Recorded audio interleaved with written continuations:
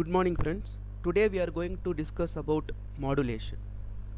In our communication system, modulation is one of the very important functionality or an entity that controls the data transmission of signals.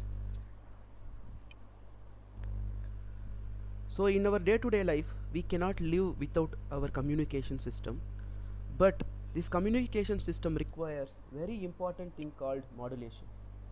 So modulation means change. So changing something is called modulation. So in this video we are going to discuss about what is modulation and why we need modulation.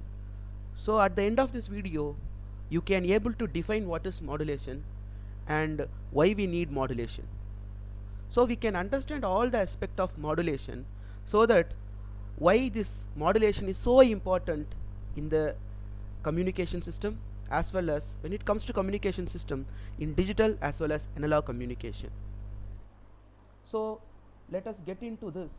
So modulation means change. So we are going to change something so that we can able to reach our ultimate aim of transmission. So now you take a paper and you take a paper and try to throw a paper, but you cannot throw a paper more than 4 or 5 meters because the paper doesn't have weight. But you keep a stone inside the paper and now you try to throw the paper, the particular paper will reach longer distance. So this is the essence of communication. So when you don't have weight in your signal may not be traveling to a longer distance. But if you have weight, definitely your signal will travel to a longer distance. But if we take human voice signals are low frequency signals, so these signals are not capable of traveling to a longer distance. So if I transmit a baseband human signal or voice signal as such, I cannot able to transmit the signal to a longer distance. So what I am going to do is I am going to take a weight called high frequency carrier.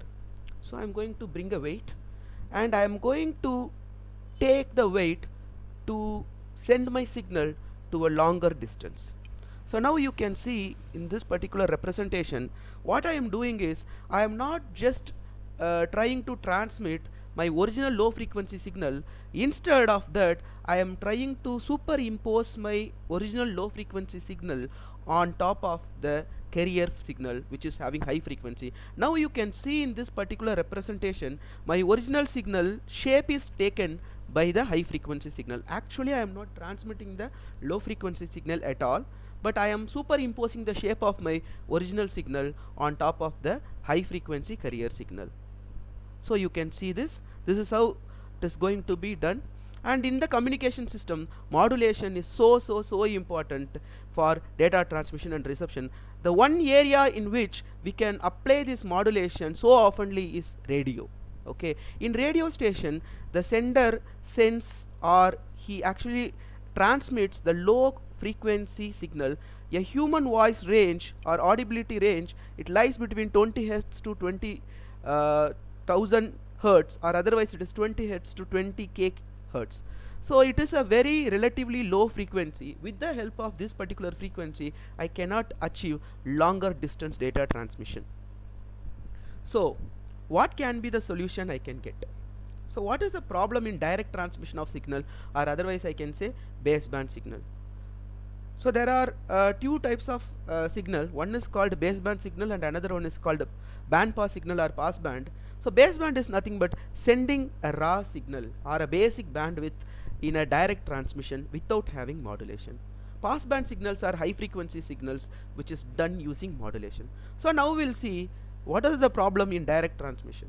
The first problem arises when I talk about direct transmission of signal. It is height of antenna. Okay, so what is the height of the antenna required for sending your signal from the transmission side to reception side? So we all know that the antenna height, it depends upon your wavelength lambda, and there is an equation that relates antenna height and wavelength. Okay, so wavelength divided by 4 or quarter of the wavelength is equal to antenna height. Okay, so now if the frequency is going to be, for example, if the frequency is going to be 15 hertz, the lambda value is going to be 20 kilometers, and h divided by 4, sorry, your h is equal to 20 divided by 4, so which is nothing but relatively height of the antenna will become 5 kilometers, which is not practicably realizable. We cannot keep an antenna from Earth's surface till 5 kilometers of height. So it is impossible for me to have an antenna like this. So this is my problem number 1. The second problem is interference. So what is this interference? Similar kind of frequencies will overlap on each other and it is going to become interference. Very simple. 2 megahertz is used in one channel. Say another channel is also going to use 2 megahertz. If these two channels doesn't have a large frequency separation, then you will get interference. So this is what happening.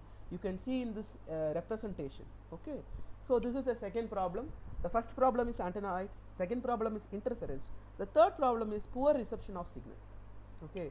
So what is poor reception of signal? So you take this equation, E is equal to F into H. So F is nothing but frequency. If the frequency is a low value, then the energy or E will become very, very small value. So with the help of this very small energy, you cannot able to transmit to a longer distance. Even if you transmit, what will happen? As the signal propagates, right, over the large distance, right, it will fade. Okay, the frequency is small and energy is less, so your signal will fade. You can see in the right hand side, the receiver is receiving a very faded, poor signal. Okay, so the reception will be really, really poor. And then last parameter here is effective power radiated by an antenna. See, what is this power radiated by an antenna? Which is nothing but this is the parameter which is going to determine the transmission power of an antenna. Okay, so there is a relationship between the transmission power and lambda.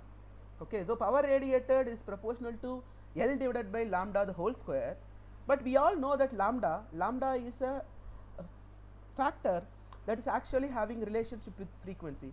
If frequency increases, lambda decreases, lambda increases, frequency decreases. So I am choosing a low frequency means lambda increases, so this entire fraction will decrease. So what happens here? I am sending 20 to 20,000 hertz of my signal. Okay, so my radiated power will be very less. So what can be the solution? The solution is doing modulation. So a low frequency signal has to be modulated with high frequency carrier signal. So this is my message signal which is having low frequency, and this is my carrier signal which is having high frequency. Then what I am doing here is I am superimposing my shape of the message signal on top of the carrier signal. So now what happens here? My signal takes the shape of message and my signal travels to a longer distance. So what can be done here is there are three types of modulation techniques available. One is amplitude modulation and another one is frequency modulation. The third one is called phase modulation. We can modulate the amplitude and transmit the data, and we can modulate the frequency, transmit the data, and we can modulate the phase and we can transmit the data. There are three types of analogous modulation schemes available. One is amplitude, another one is frequency, and the other one is called phase modulation. So this is the essence of modulation. Okay, now we will see the advantages of modulation. So you can see in this representation, the sender is sending the data and the receiver can able to receive the data without having any issues of distance. The second case is antenna height. So now I am going to use 1 megahertz of frequency and my lambda will become 300 meter and height will become 75 meter, which is practically doable. Yes. So the second disadvantage we can overcome. Now we will see the interference. So now I can use again longer or a smaller wavelength or a larger frequency. So my frequency f1 is 2 megahertz, and in this case I am using 6 megahertz of frequency. So there is a difference of 4 megahertz. So the difference is so large. So in this case I can able to overcome the effects of interference. So we will think about poor reception. So poor reception happens because of low frequency f. So in this case E is equal to F into H. So if F increases, automatically the energy E will become increased, so that the end product or my signal can travel to a longer distance. Next one is effective power radiated by an antenna. So frequency increases, lambda decreases. So in this fraction